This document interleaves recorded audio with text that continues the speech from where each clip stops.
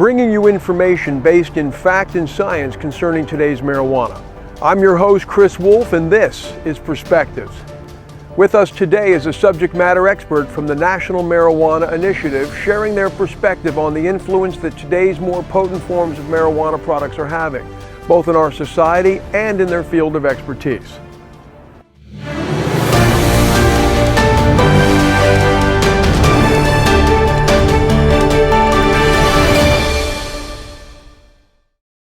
We are here today with our psychologist, Dr. Latisha Bader. Welcome, Dr. Bader. Thanks so much for having me, Chris. Our pleasure.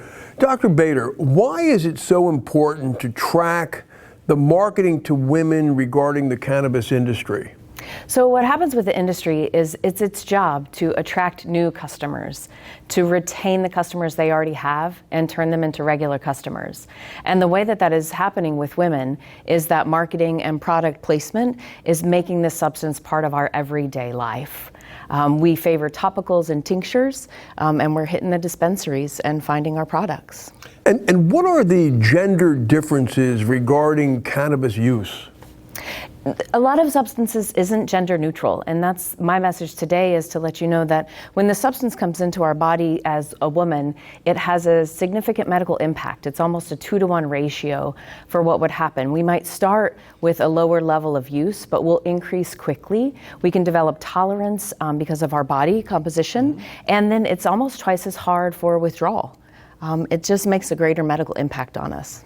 And can you discuss the biggest concerns regarding cannabis use for mothers? Mothers, we say that cannabis is the #1 illicit substance used by women during pregnancy. And we know that science is letting us know and confirming that THC can come into our bloodstream and it freely passes through the placenta. It becomes part of our bodies and can be translated into breast milk, and concentrations can get up to very high levels, and it is a greatest impact. We also have trouble with cessation, so sometimes it takes us a while once we know that we're pregnant in order to stop substance use. It's a concern. And Dr. Bader, what is the most rapidly changing aspect of cannabis and the cannabis industry?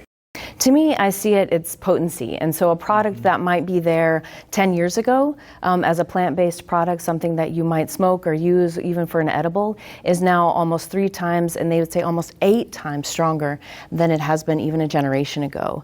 And the way that we're consuming it, the products are placed in our lives from the morning and during our skincare or Pop-Tarts or coffee, all the way until the evenings, till bath soaks, and in our clothes, in our lives. It's all becoming very mainstream. And how do you see cannabis becoming a part of society's daily life?